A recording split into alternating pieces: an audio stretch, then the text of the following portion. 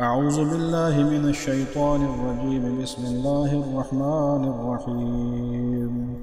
أفحسب الذين كفروا أن يتخذوا عبادي من دوني أولياء إنا أعددنا جهنم للكافرين نزلا قل هل ننبئكم بالأخسرين أعمالا الذين ضل سعيهم في الحياة الدنيا وهم يحسبون أنهم يحسنون صنعا أولئك الذين كفروا بآيات ربهم ولقائه فحبطت أعمالهم فلا نقيم لهم يوم القيامة وزنا ذلك جزاؤهم جهنم بما كفروا واتخذوا آياتي ورسلي هزوا إن الذين آمنوا وعملوا الصالحات كانت لهم جنات الفردوس نزلا خالدين فيها لا يبغون عنها حولا قل لو كان البحر مدادا لكلمات ربي لنفد البحر قبل أن تنفد كلمات ربي ولو جئنا بمثله